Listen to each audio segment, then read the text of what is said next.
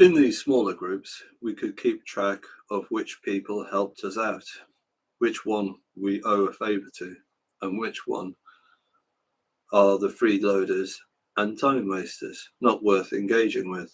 In short, we started to value who we can trust. In one study, people who cooperated in a gift-giving game punished non-cooperative in-group members more severely than they punished non-cooperative out-group members. Shanida et al. 2004. The title of the paper sums it up. False friends are worse than bitter enemies. This conclusion makes sense in the context of small groups, in which the same people see each other regularly. Untrustworthy in-groupers have more opportunities than out-groupers to make our lives a misery, or at very least, waste our time. So we should be more wary of them. For similar reasons, 5-year-olds care more about their reputation as a good sharer with the in-group members than they do about the reputation with out-group members. Engelman et al. 2013. Key point: children are sensitive to groups and group membership because being part of the in-group was key to our species' survival. If being in the in-group provided us with a variety of benefits, including protection, social support, resource sharing, and learning from others, then we should expect that being kicked out of the group is really bad news. And it is so much so that it is sometimes referred to as social death.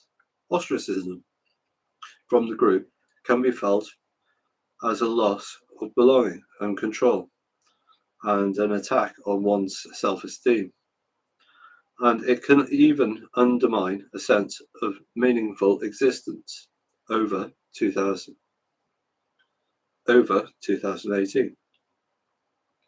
Longer-term exclusion can lead to feelings of insignificance, alienation, worthlessness, high levels of depression, and suicidal ideation. And long-term loneliness has been calculated to be as damaging to your health as smoking 15 cigarettes a day. Holt, Lundstedt et al. 2010. Not surprisingly then, adults and children, either directly or indirectly, go to great lengths to stay a part of the in-group and avoid being ostracized. One way in which children learn to do this is by adopting the norms of the in-group in a way that publicly shows, I am one of you. We have already seen examples of this. The Marlowe shame of Samaritan children, chapter 2, and the beckoning of the forest spirits in Benjeel, Bakyaka children of Congo, Brazzaville, chapter 6, and the difference in moral perspectives between children of Orisia and Chicago, chapter 7, which are all acquired by a process of imitation and social learning, chapter 5. One particularly obvious sign of whether people come from the same group is the language they speak. Both monolingual and bilingual 5-year-old children are more likely to befriend native ascended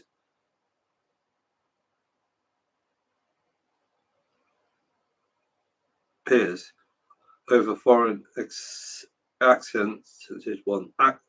native accent peers over foreign accent ones. Souza et al. 2013. And prefer to learn language from native accented adults compared with foreign accented ones. Curtis et al. 2021. In a conversation, listeners are quick to identify how their partner compares with their own group on a wide range of membership criteria. For example, adults can detect a foreign accent within 30 milliseconds of speech, basically enough time to say hello, and reliably infer a speaker's sex based on only a single vowel utterance. Those conversational patterns who are judged to be part of the native accent in crowds are rated more positively in terms of their social status, education, professional success, and credibility than those with a foreign accent. More generally, there is a huge amount of evidence from social psychology that people conform, obey, and act the way they do because they are quite simply not willing to behave differently from others in the group. William and Nida, 2011. Key point: children adopt the norms of those around them as an important signal of in-group membership. So not just significant other, but in-group membership. Obviously, children aren't thinking consciously about their evolutionary history when they are defending their reputation as good collaborators or sticking up for their friends in the playground. Here we need the short-term view of behavior, and there are two fundamental aspects of our psychology that are relevant.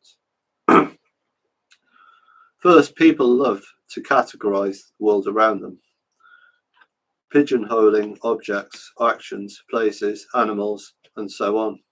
These categories help us navigate the physical and the social world in the here and now, not in our evolutionary past.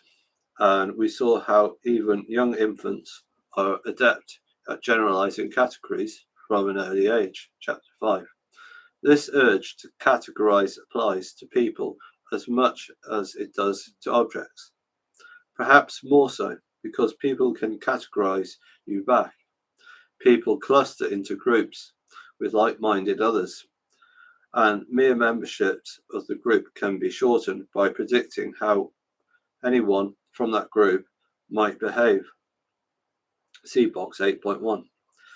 We know 5 to 6-year-old children will form generalized attitudes about a group based on a single encounter with an out-group member. Yu et al. 2022.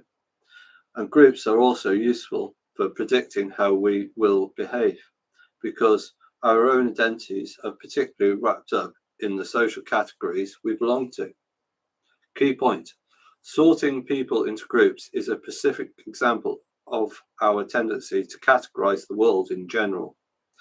The second relevant aspect of our psychology in the area is that people have a need to feel positive about themselves, demonstrating what they have been called a self-serving bias. On most measures, most people see themselves as better than the average person. For example, the majority of drivers, including those who have been hospitalized for car accidents, perceive themselves to be a safer driver than the average driver. Most people consider themselves to be more intelligent, more attractive, and less prejudiced than most other people. And if someone else does better than them, they consider them a genius. 90% of business managers rate their performance as superior to their peers. Most surgeons believe the mortality rate of their patients is lower than average. The majority of adults perceive themselves as giving more support to their aging parents than their siblings. And most of us tend to believe that we understand others better than they understand us.